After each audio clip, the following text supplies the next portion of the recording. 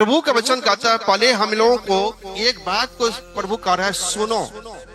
सुनो जो है, सुनो, देखो, क्यों, कहा, कैसे, ये हमें इस बात को बता रहे हैं। ध्यान से इस बातों को सुनने के लिए प्रभु कह रहे हैं। इन बातों को हमें अपने जीवन से लापरवाही की तरह लेने के लिए प्रभु ने नहीं कहा है। प्रभु ने कहा कि सुनो। सुनो का मतलब है कि हमें पूरा एक्टिव के साथ ये परमेश्वर के वचन को सुनने के लिए प्रभु हमें कह रहा है। और क्या करें?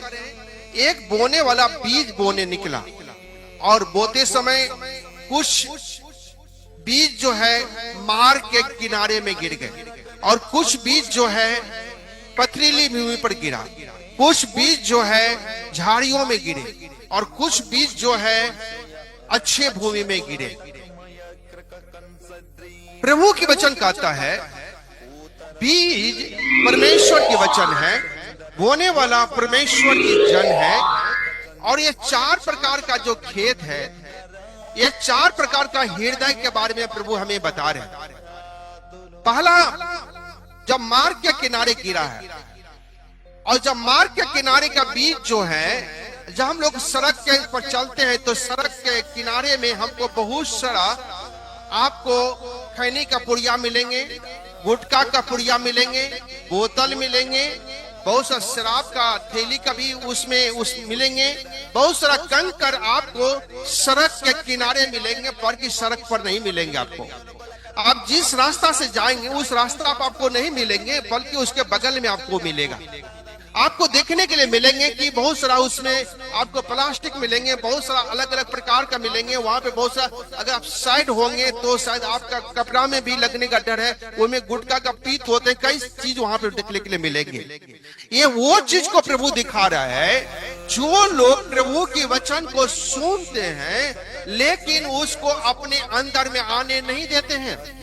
ये वो चीज उस व्यक्ति के बारे में बता रहे हैं जो प्रभु के वचन को सुनने और सुनने के बाद उसको अपने जीवन में लागू होने के लिए नहीं देते हैं, क्योंकि उसके अंदर में बहुत सारा गुटखा का पुड़िया, बहुत सारा खैनी, बहुत सारा सिगरेट, बहुत सारा नशा की आदतें डाला हुआ है।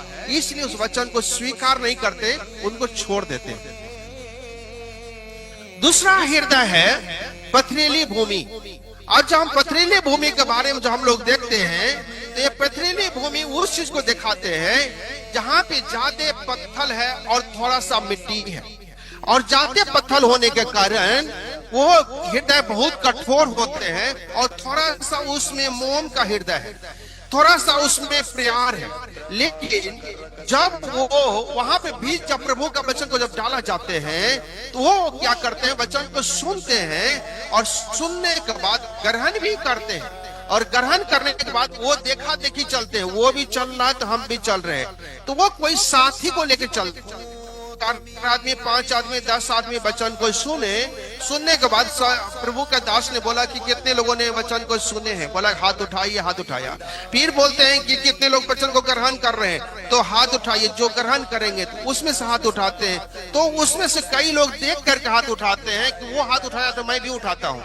तो कई बार उन्होंने वचन को सुना और सुनने के बाद ग्रहण किया, लेकिन अपने अंदर बसने नहीं दिया उस वचन को।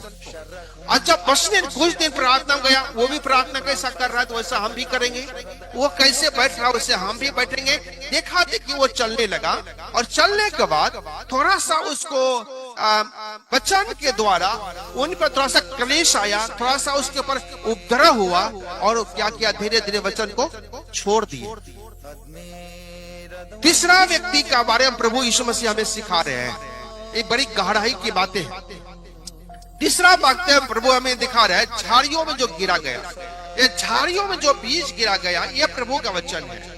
और इसमें लिखा कि संसार की चिंता, धन की धोखा और वस्तुओं का लोभ उसके अंदर में था, कि जब हम प्रभु के पास जाएंगे तो हमें बहुत सारा धन मिलेंगे।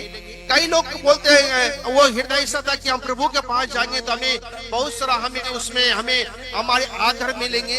उसको बहुत सारा ऐसे चीज है जो कि वो परमेश्वर के वचन से हमें दूर कर देता है। और वो व्यक्ति देखने में वो बोलता कि मैं भी तो प्रभु को जानता था, लेकिन अब मैं कलीसिया में नहीं जाता हूँ। पहले मैं जाता था लेकिन अब नहीं जाता हूँ।